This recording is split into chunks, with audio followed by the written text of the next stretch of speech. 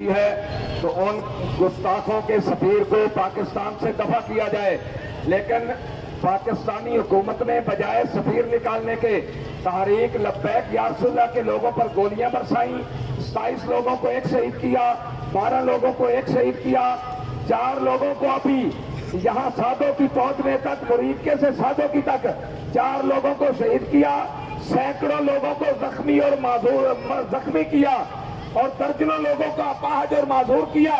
تو میں یہ کہنا چاہتا ہوں کہ پاکستان کی عوام اب سڑکوں پہ آ جائے، ظلم کی انتہا ہو چکی ہے، ایمان کا تقاضا یہ ہے کہ اب گھروں میں بیٹھنا غیرت کا تقاضا نہیں ہے۔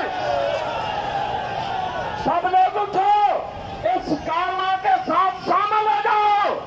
یہ ناموس رسالت کارواں ہے، یہ عزت رسول کارواں ہے، یہ اپنے نبی سے وفا کا کارواں ہے، اس کے ساتھ شامل ہو جائیں۔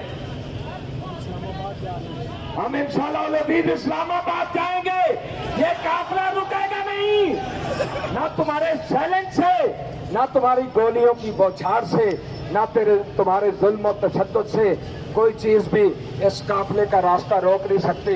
اے عاشقان رسول، صرف کھڑے ہو کر دیکھو ہی نہیں، پتہ نہیں زندگی کب ختم ہو جانی ہے۔ اٹھو، اس قافلے کے ساتھ شامل ہو جائے۔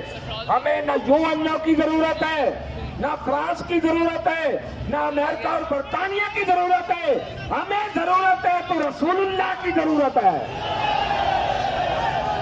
ہمیں ضرورت ہے تو اپنے آقا کریم کی نگاہ کرم کی ضرورت ہے۔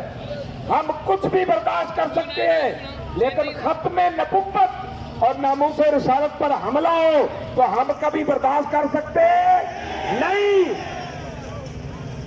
اس لیے میں ان حکمرانوں سے بھی کہوں گا کہ ہوش کے ناخن لیں، آپ نے ابھی اور کتنی گولیاں برسانی ہے، کتنے لوگوں کو شہید کرنا ہے۔